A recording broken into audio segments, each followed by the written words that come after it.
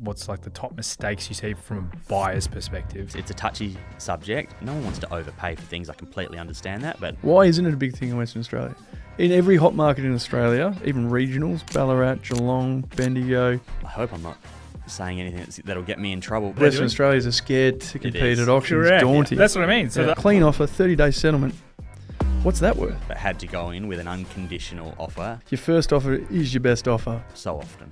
Real estate agents don't do anything in a rising market. There is more agents registered in WA right now than there are listings on the market. You can't sell a house without a strong marketing campaign. Do you call bullshit? Made that decision. Yeah. Sell it, move on. That's good advice, actually. You're listening to the Follio Property Podcast. I'm Reece Bettle, and I'm here each week with my co-host Lachlan Delahunty. If you're enjoying the podcast, do us a favour, hit like, subscribe, and leave a comment so we can grow the channel and bring amazing guests like the man returning today, Corey Adamson. Welcome back. Can't believe I wore the same suit.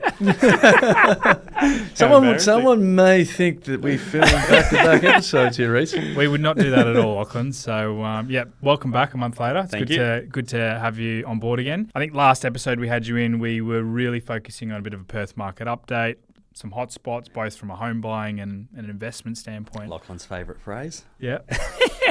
Hot spots.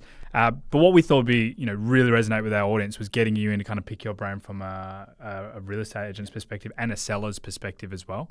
And buyers. And buyers, yeah. Up against you every week, right? So what's the games? What's the tricks? Yeah, absolutely. I mean, for a seller, what's the first thing they should be focusing on in terms of getting maximum gain on that sale? If I was half joking but genuine about it, paint your house. I've been saying this for years. I think for such a small outlay, whether you do it yourself on a weekend or you get someone in, paint your house the brightest white you can, change your lights. I know that, warm lights are great when you're living there.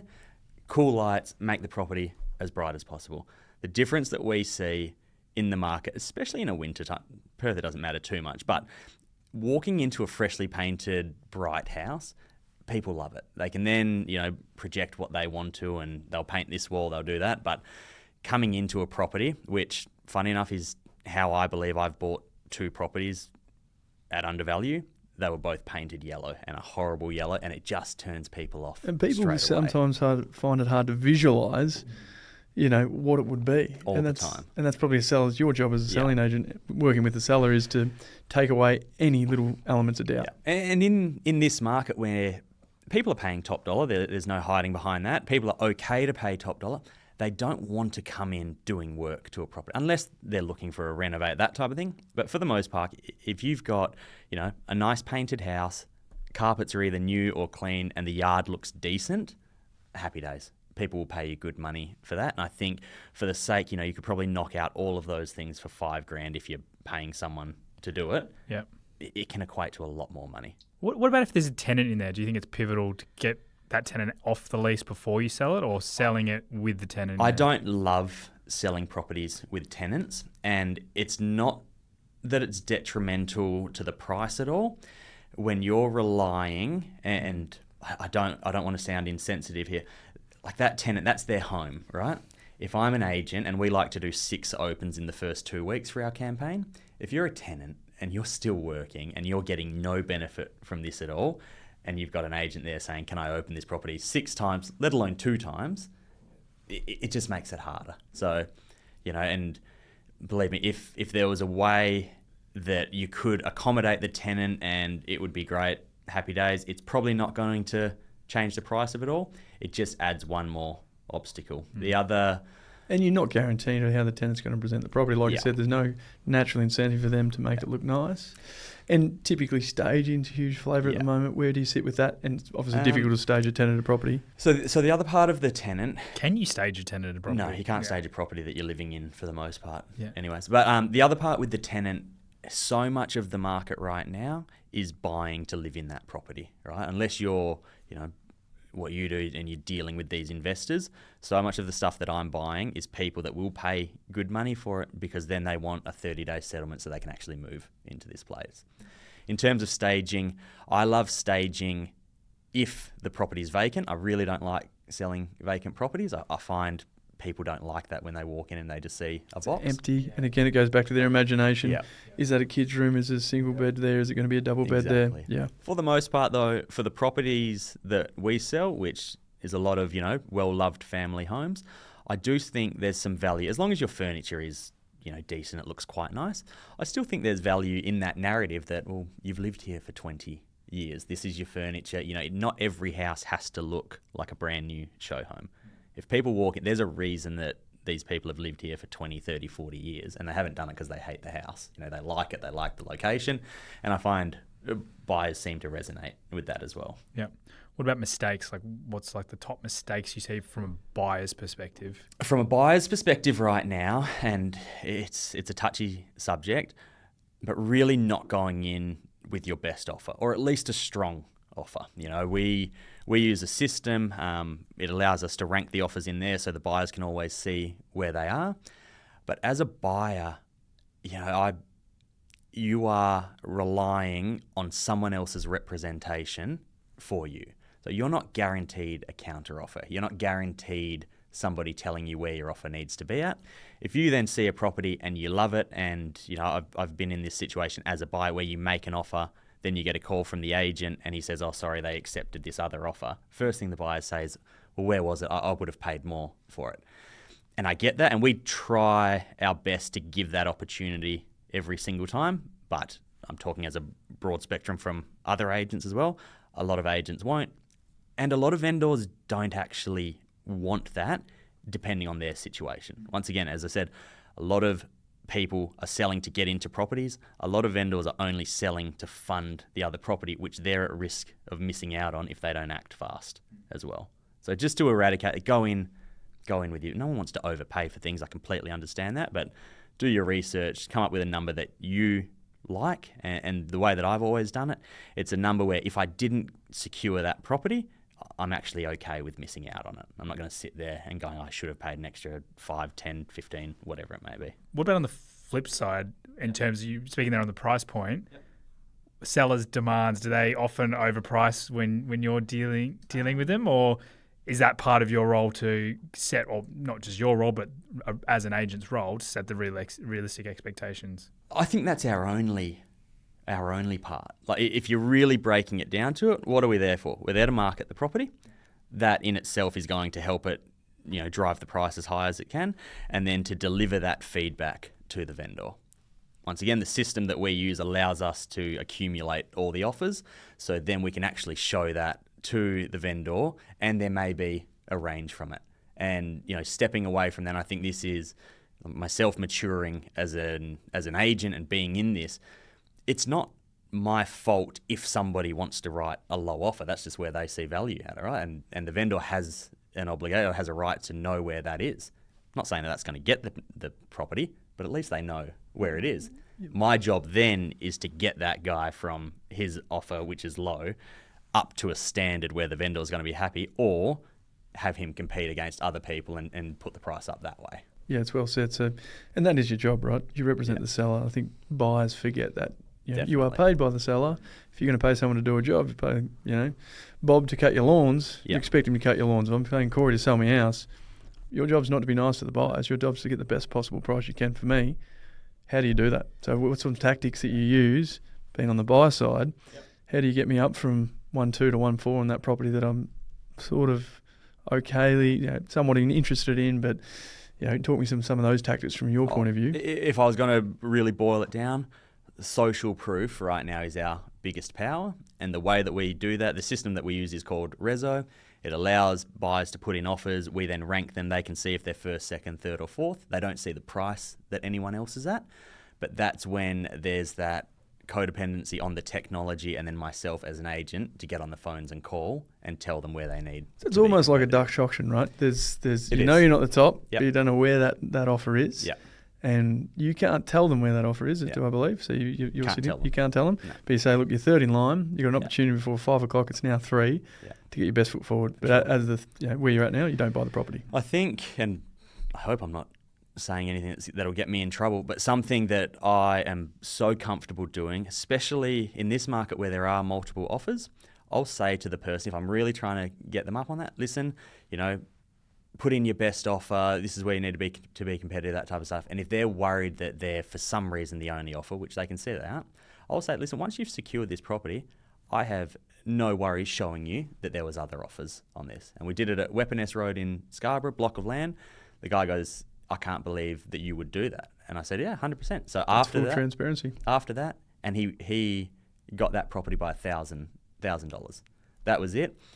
His eyes when I showed him that after he went unconditional, you know, it was like I told him he won the lottery just because he only paid $1,000. He almost needed that social proof that those other 5 buyers could have overpaid by $100,000 each themselves, but because of that social proof, he felt comfortable. And it's why, and sorry, I'll jump the gun on this, but I know it's a topic we're going to talk about.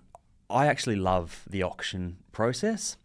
I do think there still needs to be a bit more education about it. Why isn't it a big thing in Western Australia? In every hot market in Australia, even regionals, Ballarat, Geelong, Bendigo, you know, even Gladstone have thrown in the auction campaigns. Yeah. Western Australia is one of the biggest markets in Australia. Yeah, there's been no take-up. From what I understand, and we went auction heavy a few years ago, but from what I understand, just from what I've heard, being 33 and not actually living through the GFC in a working manner, auctions in WA were pretty much reserved to people who couldn't afford their house anymore. So they were auctioned by Sheriff's Auction from there, where they were pretty much up. It was the scraps. You could get properties for a bargain. And it just seems we've just never been able to curve that as well. And I think, you know, there are some really good, I mean, you just have to look at Vivian Yap, the best agent in WA. She smashes auctions and she seems to do it well. Still not to the point where it's every property like... Our legislation's a bit, you know, strange in comparison to other states. Like a vendor bid, for instance, in Sydney, the auction will run and you can have one vendor bid throughout the whole process. Yeah. In Perth, as many as you like. 400 so it's like, who wants to go on an auction where the vendor's bidding every second or third time? So there's a few things that I wonder if, you know, there needs to be a legislation change to how we run auctions. Yeah. But also, I think Western Australians and Perth people in general are so accustomed to having finance clauses. Yeah, that's the biggest thing. To tell someone they're going cash unconditional, and usually at auction you settle either 30 or 45 days. Can't comprehend it. No. Even the brokers and bankers here are so... And now we're buying in other markets in Australia, which you can't be. Conditional finance clauses just don't exist. Even now, you haven't trying to educate brokers that's what it is, educating. Educating brokers. You know, just put a finance clause. Well, you can't. It's like, it doesn't exist. We're not going to get acceptance on the offer. They will not accept. It's not common practice. So it's one of those things. There needs to be a lot of education. We did it. Paul and I did it probably 6 years ago now, where we went auction heavy, and we had great results. You sell one for my client in Netherlands through auction campaign. Yeah. Did. Mount Joy Road. As on that, it was tiresome and hard sitting in front of an owner and essentially trying to convince them about it. Like, it felt like I was selling to them before we even sold the property. Yeah. And then on the chance, and we had a very good clearance rate, but on the chance that it doesn't sell at the auction, then it's almost, you know, you reflect on your meeting that you had where you've told them that the auction's the best, you got the confidence, you do that, and then it's a bit demoralising, and you almost start to second guess what you're doing. So once again, I think it's a brilliant way to do it, but I think it's a mix of the buyers, the brokers, the agents, and the sellers all just not really believing in it. Yeah. When you do get a vendor that wants to auction it, and we do get those, they're the campaigns that just seem to flow well. You do it properly, the auction, you know, yields a great result as well. And Vivian's an exception. She's, you know, number one agent in Western Australia for a reason, so she's had some exceptional results. But I think if the rollout and the ones that I've seen do really well are sort of the median or just sub-median house price within that suburb. So say if you went to Mount Hawthorn with a property for 1.8 million, which is, you know, well under the standard transaction price at the moment, 1.8 to 2, you would get an influx of buyer activity and you would get a very, very competitive auction campaign. Yeah. Trying to do that same auction at 3.32 in Mount Hawthorn, it may be a fizzer. Yeah. And I think everyone gets concerned about what happens if it passes it in. So then straight away all the terms, we're in a seller's market. Yeah. That gives the buyers the ability to negotiate. We had a brilliant one very early days in my career at 25 Leroyd Street in Mount Lawley. It was an older gentleman. He had no family, and he just wanted this thing sold. He went out of his way to set a very realistic reserve, even after we'd given him feedback. And that just went crazy because of that. Like, it was an attainable property at the time. But you go into the top of the market. Buyer pool. It's all about buyer pool, right? If you're selling it, property at 800,000, the buyer pool's huge. You sell something at $5 million, buyer pool's shrinks significantly. Sure. But the transparency is key. Like, I think in looking at an auction market versus nothing more transparent. Like, my cousin just bought one in Duncraig a couple of weeks ago, and it was just him and one other person. And I had a chat with someone in our team who looks after the area to get a price guide for him, and he got 100K under what she thought it was going to be valued at, and he was just competing with one person. You can see because what they're Western doing. Australians are scared to compete at auctions. Correct. Daunting. That's what I mean. So I think it's just the educate. You're right there. The finance clause sounds like a big piece. Huge. But actually, if there's education out there from the consumers, I'm sure they'd rather be in an auction environment where they can see what they're competing against. Do you know what, in theory, that's what I've always thought, and it just hasn't panned out that way yet. You need a good broker. This comes back, and I think we've got a guest on shortly talking about mortgages, but there's still brokers out there, bankers, that will not guarantee you a cash unconditional offer going to auction. How can you go to an auction if your financier doesn't give you the confidence that they can get the finance at a particular price point? And that's the problem. No, and I often, I've spoken at quite a few banking events, and I'll often get challenged on this, and it's one of my pet peeves. Bankers are like, well, I can't force the client to go cash unconditional. And I'm like, your client, how long have they been looking for? 2 years. You've cost your client, $400,000 by not doing your job and giving them correct advice to get them in a position where they can buy unconditionally. Because at the moment, for you as an agent, getting an unconditional offer with minimal terms, ideally no finance terms, no building and pest, ideally that's been done before, clean offer, 30-day settlement. What's that worth? $100,000 in value? We did it with our new house. Luckily enough, we bought it off market, like we spoke about, paid market value for it, but had to go in with an unconditional offer. And believe me, I'm not in a position, I didn't have the cash sitting in my bank account to do that. Unconditional offer, I got a building inspection done prior. There was a lot wrong with the property, but I knew that going into it. But then you can qualify those risks. You have accountability in terms of how much it's going to cost you. That was how we secured. Yeah. And was that on the advice of a good broker that said, look, I know you can be here, it's going to be a stretch? On a good broker, yeah. We know the broker, it was Spawny. Oh, Matt Spawn. There you go, a very good broker. Him, and just the fact that I knew to get this property, which is a big block in Mount Lawley, I had to do something that was going to be able to get me that property before it went to market. Once again, paid market value, no issues there, but I didn't want to be competing against people who genuinely have that much money sitting in their bank account, who could have, bumped up and done a $600,000 deposit. That's it. Play with your terms, not always your price. What makes a strong negotiator in a selling environment? I think the market has shifted, or I hope it has, the public's perception of it.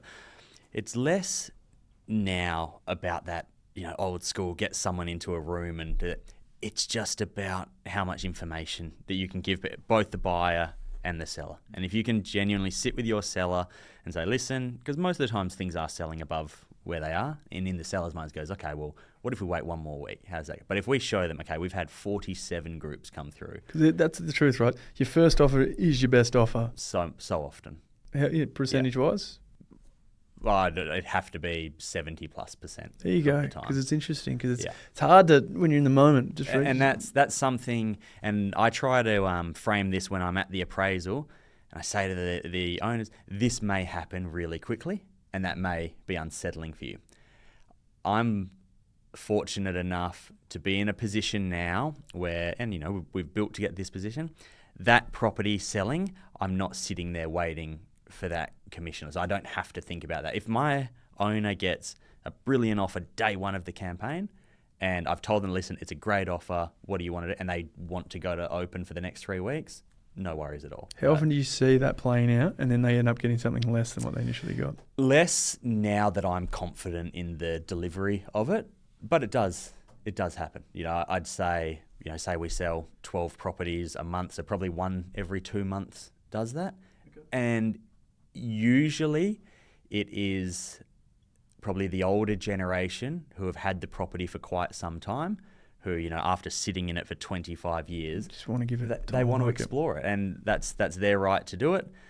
It's just a lot of the times buyers, as we've spoken about, on the last podcast, they're either fatigued or they're motivated to buy, and sometimes they'll just drop a really good offer at the start just to try and shut this down. I do think that's something as well. I know that a lot of agents and agencies, they still do the end date sale with no price type of thing. That's never been the way that I like to do it. I think that worked better 7 years ago when you actually needed the 4 weeks to do that. Right now, if a buyer makes an offer on a property on a Saturday and they see you've got another open on it the next Saturday, they're very reluctant to let that offer sit there. Yeah, it makes sense. And I've always had concerns. That was my only concern with an auction campaign or a set date sale. 4 weeks. During that 4 weeks, you have every chance to lose that perfect buyer. For sure. Because something else pops up, it takes them away from your property. If they're willing to pay a big price today, why wouldn't you try to lock that price in? So it makes sense. One topic that we're going to talk about is, I suppose, the perception around real estate agents. Yep. Reece, you want to dive into that? Do you actually add any value? Reece drops that bomb, has a sip, and puts me in it. We had I call bullshit question, actually, and I posed it to Lachlan. We had some comments in YouTube on some of our Perth videos, really highlighting the fact that, real estate agents don't do anything in a rising market. We've kind of had some conversations off air that I thought were really fascinating about the challenges a real estate agent may find in this current market where there is low listings as well. So to answer the first question, I think a real estate agent adds value after a certain point. And I'm very vocal about it. If you look at my socials, the videos I put out, whether it be myself, you, Reece, or anybody on the street, you could put a sign up and you could sell your property tomorrow at really market price or near enough. The agent adds the value above that. And I really believe, and if you ask any one of my client, 120 people that we sold for last year, they believe that as well. So we get where the market is right now. Then you start creating that emotion between the buyers through, the systems that we use through the negotiations to go above and beyond where the market should sit on a property. And, it's proven in a way where myself and Paul, we seem to be agents. We may not get the listing the first time every time. We're the second agent a lot. And when we go second agent on a property, vendor hasn't been able to sell it beforehand, very rarely do we adjust the price on that. We just give it a new energy, a new strategy, a different way of doing it, and more often than not, we're walking away with a sale that the vendors are extremely happy about. And I think the next part about that, the selling, like the actual sale part, that's one part of the equation. Between the actual sale and settlement, that is where it's just fraught with danger, especially in a rising market where a buyer who only ever had a budget of 1.1 has just gone and spent 1.3. Once they get that building report back, they want to go through and they want a brand new house, even though the house was built in 1920. And it's that way of navigating all the doing it in a way that it's genuine, it's by the book. These are the major structural defects that need to be fixed. This is the gas, plumbing, electrical, that type of thing. All of these maintenance items, listen, it'd be lovely if they were done. It's not something that actually has to be done. And we see it, I'm sure you see it. Buyers and sellers, they can just get so fiery at that point. Whereas if you put them together, trying to talk that part over, like, you'd end up with a punch up in the car park. Yeah, well, without a doubt. And that makes sense. I think highlighting what a selling agent does, it's same as the argument with a buyer's agent. Why would you pay a buyer's agent fee? Well, whether you're buying or selling an asset, it is typically for most people the largest financial investment they have. For sure. So why flirt with that? Why have a chance that if you get that wrong and you sell it under market, you might cost yourself a couple of $100,000. Yeah. On the buyer side for a buyer's agent, if you get that wrong and overpay by $200,000, we're talking big sums of money. For sure. And I would like to think us as a buyer's agent, you as a selling agent, we more than cover the fee tenfold in that transactional process. Sure. Otherwise, we haven't done our job. Yeah. A lot of the time, people ask us all the time, do you buy properties off market? And we do, with a caveat that it's typically pre-market with an agent. Yeah. In the situations where we door knock, and we've got to be careful because we don't want to, we've got agent relationships we need to protect. We often try to then get an agent involved if someone's reached out, because us trying to navigate the seller, it's a difficult task because they get so much information. They're probably speaking to 8 different people, getting different opinions. So an agent's job, for us is also being able to get a real clear dialogue, because nothing worse than us telling a buyer something and the next day it changes to something else where you're in charge, you're in control. And I think that transactional process is probably underestimated, how much work goes into managing the transaction. It's not always just about the price. Actually, all the stakeholders involved in a transaction, there's probably somewhere between 5 to 10 key people involved at any given time, and 50 to 60 steps in a transaction that any one of those steps goes the wrong way, your client outcome looks very, very different. For sure. And that's we're a huge referral-based business. Paul and I, we sell across the board. Doesn't matter where it is in WA, we'll do that. It's just we like to deal with families. We don't do letterbox drops or prospect that way, and that's part of it. We do, I believe, give an exceptional result, an exceptional service to these people that then they're happy to say, to their auntie, their mum, their sister, their friend, go use Paul and Corey. Yeah, there's no better compliment than a referral, right? And that's the proof's in it. That's where our business is. Otherwise, we'd have a core area and try and blanket the suburb, and it's just not something that I've ever had to do. About. For sure. And then just touching on, say, the Perth market specifically, over the last 12 months, there's been record lows, number of listings on the market. I know we see your TikToks. You're quite you do weekly updates. So I think on the REWA stats. I do that, and I never thought I would. I did a couple of them, and then I started getting the messages from people saying, where's the weekly update, that type of thing. Right now, they're dropping by about 100 listings per week, so we're getting right down to that level where we were last year when the news was reporting a housing crisis and everything. I think the media has seemed to have fizzled off in that regard. But as we were talking, prior to this, in terms of the real estate agents and agencies, there is more agents registered in WA right now than there are listings on the market. And then, whether this stat's true, and I believe it is, I saw it on Domain, 60% of agents, and that's across WA, so across Australia, so I think WA would be even more so. 60% of all of the listings, the transactions, are done through 20% of the agents. There is a lot of agents right now, and we spoke about it beforehand, that will not be in the industry in the next 12 months. And these aren't agents that have just got into it when, it was COVID and it was hot. These are agents who have had brilliant careers who just, for whatever reason, have fallen off of momentum. And, this game, I know that agent salaries and whatnot, it's always a hot topic to be talked about, but it's all commission. Like, we're not getting funded by anyone. Not that we should, I'm not saying that, but it seems to get brought up all the time that, agents shouldn't make this much money because nurses and teachers make this much. But it's two very separate things. If I don't go out there and do my job and perform, I make $0. So it's a high risk type of thing. I'm lucky enough now that we've built this business, this brand, that we don't worry about that. And I think that's the best thing for me personally, but also for my clients who I represent. It doesn't matter if that property sells or not at any given time, because I know that my kids will be able to eat the next night. I've been in the situation where you're just starting and you're waiting for that commission check at the end, and it's not a great place to be for anyone. No, and I think there's a massive misconception, right? Everyone with social media now probably sees the world of real estate where, you've got lovely suits, nice watches and everything else, but they don't see the 5, 6, 7 years of work that goes into that. And starting off agent in your first 2 years of business, it's challenging. Like, I'm sure there's times where you didn't have enough to eat, let alone. I was on 50 grand, no gain. I don't want to sit here and play a sad story, but that's just how it was. You start your 50 grand.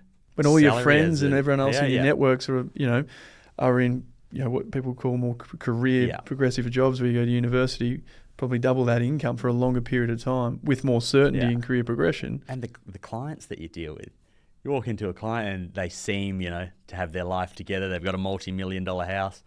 I'm sitting there in, at the time, my Target suit. I think I sold my car to ride my motorbike because it was cheaper to run, and you look out, you go, oh, is this actually what I should be doing, or should I be going down this path as they are? So listen, it's always a high turnover industry. It's not going to be for anyone. I think there's a brilliant career for it if you do it well, though. We'll wrap it up with one call bullshit question for you. Question is, you can't sell a house without a strong marketing campaign. Do you call bullshit? I think you can sell a house at all times. I don't think you can maximise a price without a strong marketing campaign. And I don't think a strong marketing campaign has to be the same thing for every property, because once again, psychology comes into this. The scarcity, can work. The off-market situation can work for people. Then when I sold my house, I covered every base. We did all social media, videos, photos, floor plan, newspaper, because I wanted to prove that if I'm sitting there in front of a vendor, that this is what I did. I spent $8,000 on marketing for my own house. This is why I'm telling you to do it. So long story short, you can always sell a house. But if you want to look back on that and be satisfied with the result on it, I think you need a very strong marketing campaign. Also, when you sell your house, stop looking at houses that are similar to yours after that. We did one. You boys bought it off me in Woodlands. Huge price at the time. I then found out that vendor, after months and months, another one sold for more, and she was comparing hers, and it was a difference in 6 months in 2023. May as well in 20 years. And now it's up a couple that's million it. bucks. Once you've done it, you've made that decision. Sell it, move on. That's good advice, actually. It really is. In a world where everything's at your fingertips, just sell it, throw the keys in the car, move on. Exactly. Thanks for coming in again, Corey. We'll hopefully get you in again early next year.